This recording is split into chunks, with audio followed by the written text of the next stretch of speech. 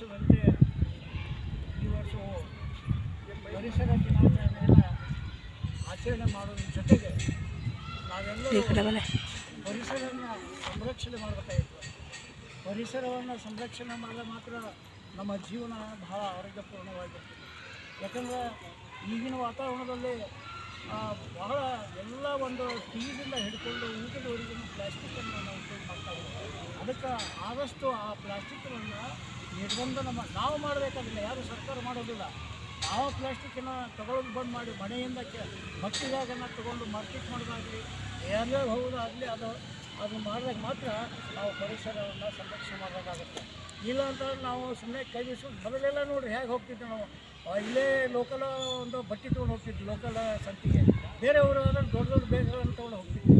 ಅದಕ್ಕಿಂತ ಹಿಂದೆ ಹೋದ್ರೆ ಒಂದು ಗಂಟೆ ಕಟ್ತಿದ್ವಿ ನಾವು. ಇಷ್ಟೋ ಒಂದು ಗಂಟೆ ಕಟ್ಟಿ ಅದರೊಳಗೆ ಕಟ್ಕೊಂಡು ಆ ಗಂಟನ್ನು ಹಿಂಗೆ ಹೆಗಲ ಮೇಲೆ ಹಾಕೊಂಡು ತುಂಬ ಆರೋಗ್ಯಪೂರ್ಣ ಇತ್ತು. ಚೆನ್ನಾಗ ಯಾವ ಆಸ್ಪತ್ರೆ ಇರಲಿಲ್ಲ, ಯಾವುದೂ ಇರಲಿಲ್ಲ. ನಾವು ಸೇವಿಸುವಂಥ ಆಹಾರದೊಳಗೆ ರೋಗ ನಿರೋಧಕ ಶಕ್ತಿ ಅದ.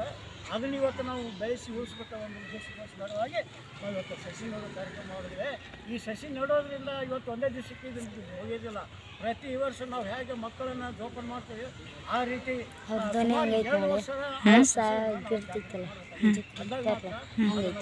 ಮರ ಆಗಿ ಮುಂದೆ ಫಲ ಕೊಡ್ತೈತೆ, ನಮ್ಗೆ ರಕ್ಷಣೆ ಮಾಡ್ತೈತೆ. ನಾವು ಎಷ್ಟು 2 ವರ್ಷ ನಾವು ರಕ್ಷಣೆ ಮಾಡ್ತೇವೆ, ಅದು ಮಾಡ್ತೈತೆ.